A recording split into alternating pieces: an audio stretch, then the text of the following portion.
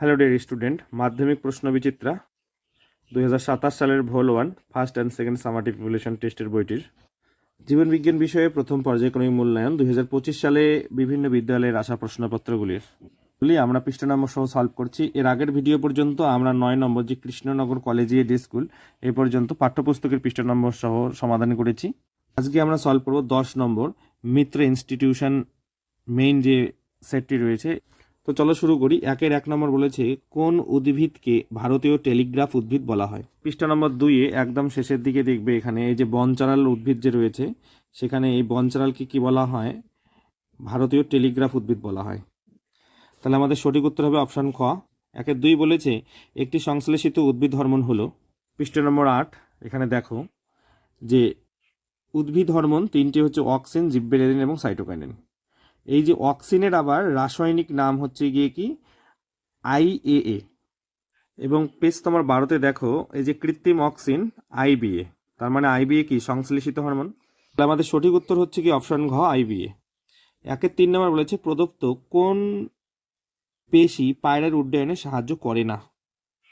Page নম্বর 33 এখানে দেখো এই যে পেক্টোরালিস মেজর, পেক্টোরালিস মাইনর এবং কোরাকো ব্রাকিয়ালিস এগুলোকে পায়রার উড্ডয়নে সাহায্য করে। এগুলো এখানে মায়োটম পেশি হচ্ছে খ, এটা হচ্ছে মাছের গমনে সাহায্য করে। তাহলে উত্তর হবে গিয়ে খ। 1-4 নম্বর প্রশ্ন বলেছে চোখের বহি আবরকের সামনে 1/6 অংশ জুড়ে অবস্থিত স্বচ্ছ বহির আবরককে বলে। পেজ নম্বর 28 এখানে দেখো 1/6 বহির আবরক তার সম্মুখ ভাগ, এটার নাম হচ্ছে গিয়ে কর্নিয়া। তাহলে 1-4 নম্বর প্রশ্নের সঠিক উত্তর হচ্ছে অপশন ক কর্নিয়া। 1-5 নম্বর বলেছে হাইপোথ্যালামাসে উৎপন্ন একটি হরমোন হলো। 14 নম্বর পৃষ্ঠা এই যে হাইপোথ্যালামাস, এখানে দেখব ভূমিকায় হাইপোথ্যালামাস থেকে নিঃসৃত হরমোন। কোন কোন হরমোন নিঃসৃত হয়? ADH এবং অক্সিটোসিন। এই দুইটির মধ্যে আমাদের ADH রয়েছে অপশনে, তাহলে গ হচ্ছে সঠিক উত্তর। 1-6 নম্বর প্রশ্ন বলেছে কোন ক্রোমোজোমে সেন্ট্রোমিয়ার তার শেষ প্রান্তে থাকলে সেই ক্রোমোজোমকে বলে। পেজ নম্বর 41 এই দেখো সেন্ট্রোমিয়ার ক্রোমোজোমের শেষ প্রান্তে থাকে, এটাকে বলা হচ্ছে টেলোসেন্ট্রিক। তাহলে আমাদের এখানে উত্তর হবে টেলোসেন্ট্রিক ক্রোমোজোম, অপশন গ। 1-7 নম্বর বলেছে কোষচক্রের G0 দশায় যে কোষটি অবস্থান করে তা হলো, উত্তর হবে স্নায়ু কোষ। এর আগের যে মডেল রয়েছে তাতে আমরা এটা করেছি। 1-8 নম্বর বলেছে সেন্ট্রোমিয়ারের সঙ্গে যুক্ত প্রোটিন নির্মিত প্লেট সদৃশ অংশটিকে বলে। পেজ নাম্বার 41-এ দেখবো আমরা এই যে সেন্ট্রোমিয়ারের সঙ্গে যুক্ত প্রোটিন নির্মিত প্লেট সদৃশ অংশটিকে বলা হয় কাইনেটোকোর। তাহলে সঠিক উত্তর হচ্ছে অপশন খ কাইনেটোকোর। এরপরে রয়েছে বিভাগ খ। বিভাগ খ এর শূন্য স্থান রয়েছে 2-1 নম্বর বলেছে ড্যাশ হরমোনের প্রভাবে বিপদকালে ত্বকের লোম খাড়া হয়ে যায়। পেজ নম্বর 17 এই যে অ্যাড্রেনালিন হরমোন, এটাই হচ্ছে আমাদের আপৎকালীন হরমোন বা সংকটকালীন হরমোন। এই হরমোনের প্রভাবেই আমাদের কি হয়? ত্বকের লোম কিন্তু খাড়া হয়ে যায়। উত্তর হবে অ্যাড্রেনালিন হরমোন।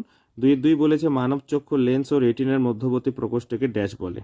পেজ নম্বর 28 এখানে দেখো একটু নিচের দিকে যদি আসি আমরা, এই যে মানব চক্ষু হচ্ছে লেন্স এবং হচ্ছে রেটিনা, এর মধ্যবর্তীকে অ্যাকুয়াস হিউমার। এখানে উত্তর হবে অ্যাকুয়াস হিউমার। 3 নম্বর বলেছে মেরুদণ্ডী প্রাণীদের বৃদ্ধির সময় ড্যাশ কোষ বিভাজন ঘটে। তাহলে কোষ দেহ অর্থাৎ দেহ কোষ বৃদ্ধি পাচ্ছে, তাহলে উত্তর হবে মাইটোসিস।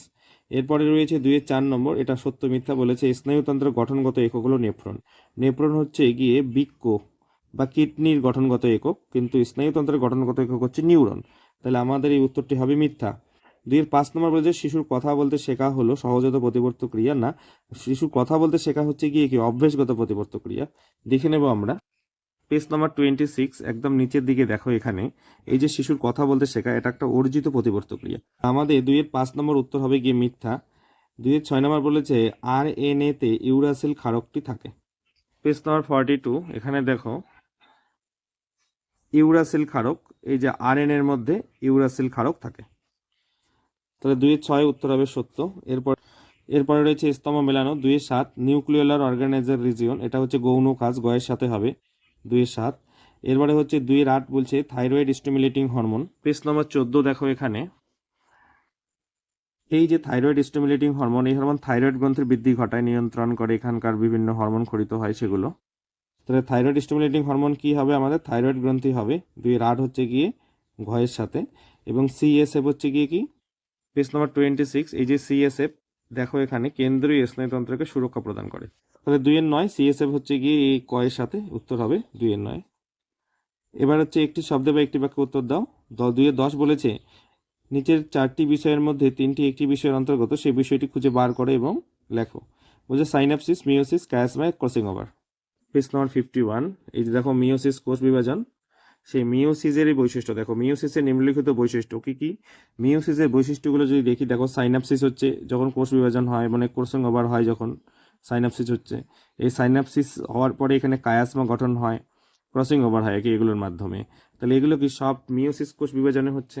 তাহলে আমাদের এখানে উত্তর হবে মিওসিস। 2-11 নম্বর বলেছে একটি আলোক সংবেদী প্রোটিন রঞ্জকের নাম লেখো। Page number 28। এখানে দেখো এই যে আলোক সংযোগী যদি আমরা রঞ্জক বলি, এই যে আয়োডোপসিন রঞ্জক যা উজ্জ্বল আলোতে দেখতে সাহায্য করে, আয়োডোপসিন বা আমরা সায়ানোপসিন রঞ্জক বলতে পারি, এগুলো হচ্ছে বর্ণগ্রাহী। 1 নম্বর বলেছে 3-এর, বলছে ট্রফিক ও ন্যাস্টিক চলনের দুটি পার্থক্য লেখো। নম্বর 6 দেখো এখানে ট্রফিক এবং ন্যাস্টিক চলনের এখানে পার্থক্য এখান থেকে তোমরা লিখবে। 3-2 বলেছে কোন হরমোনকে আপৎকালীন হরমোন বলে এবং কেন। পেজ নম্বর 17। এখানে দেখো আপৎকালীন হরমোন এই যে অ্যাড্রেনালিন, এই পর্যন্ত লিখতে হবে, কারণ সহ এখানে লেখা রয়েছে। 3-3 প্রশ্ন বলেছে প্রত্যেক জীবনে উপযোজনের ভূমিকা আলোচনা করো। পেজ নম্বর 30। এখানে দেখো প্রত্যেক জীবনে উপযোজনের ভূমিকা রয়েছে, এখানে লিখবে। 3-4 নম্বর বলেছে মাইটোসিস কোষ বিভাজনে অ্যানাফেজ দশার দুটি বৈশিষ্ট্য লেখো। পেজ নম্বর 48। এখানে দেখো মাইটোসিস কোষ বিভাজনের অ্যানাফেজ দশা, এখান থেকে তোমরা বৈশিষ্ট্য লিখবে। 3-5 নম্বর বলেছে মিওসিস কোষ বিভাজনকে র্যাশ বিভাজন বলে কেন। পেজ নম্বর 45। এখানে দেখো মিওসিসকে র্যাশ বিভাজন বলার কারণ, এই ছকটি লিখতে হবে, হলুদ বাক্সটি আর কি।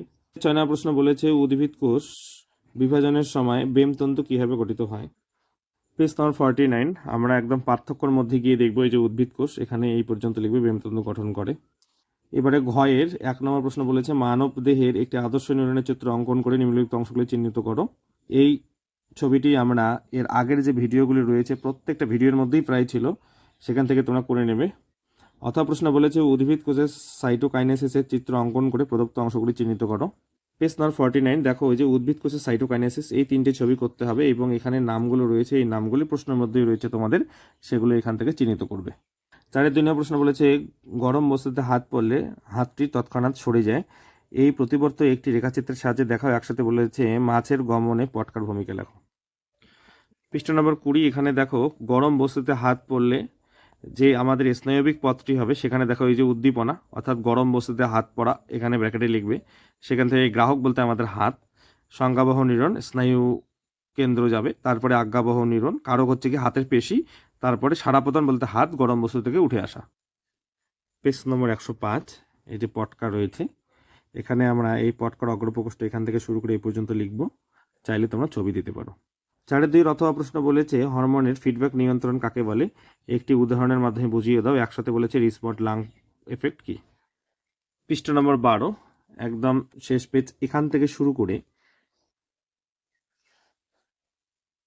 পৃষ্ঠা নম্বর 13 এই যে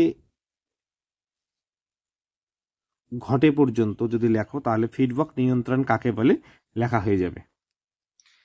এরপরে ফিডব্যাক নিয়ন্ত্রণ পদ্ধতি যদি বলে, তো পেজ নম্বর 13 এই যে ফিডব্যাক নিয়ন্ত্রণ পদ্ধতির এই যে উদাহরণ রয়েছে, এখান থেকে লিখবে তোমরা। পেজ নম্বর 11, এখানে দেখো রিসপন্ড লাং প্রভাব রয়েছে, সাইটোকাইনিন থেকে এটা লিখতে হবে। 4-3 নম্বর প্রশ্ন বলেছে অ্যামাইটোসিস কোষ বিভাজন কিভাবে ঘটে, কোষচক্রের নিয়ন্ত্রণ নষ্ট হলে কি কি সমস্যা হয়। পৃষ্ঠা নম্বর 44, এই যে অ্যামাইটোসিস কোষ বিভাজন, অ্যামাইটোসিস কোষ বিভাজনের বৈশিষ্ট্য লিখবে এখানে, তাহলে হয়ে যাবে। পরবর্তী অংশের জন্য পেজ নম্বর 46, এই 2 নম্বরটা লিখবে তোমরা, ক্যান্সার সৃষ্টি হতে পারে পর্যন্ত। অথবা প্রশ্ন প্রদত্ত বিষয়ের উপর ভিত্তি করে ইউক্রোমাটিনে হেটারোক্রোমাটিনের পার্থক্য, অবস্থান, কুণ্ডলীকৃতি প্রকৃতি এবং রঞ্জীকরণ, আর একসাথে রয়েছে কোষ বিভাজনের দুটি তাৎপর্য লেখো। পেজ নম্বর 43, এখানে দেখো ইউক্রোমাটিন এবং হেটারোক্রোমাটিনের পার্থক্য রয়েছে, এখান থেকে লিখবে। পেজ 44 দেখো লেখা রয়েছে কোষ বিভাজনের তাৎপর্য, এখান থেকে লিখবে। থ্যাংক ইউ ভিডিওটিকে শেষ পর্যন্ত দেখার জন্য।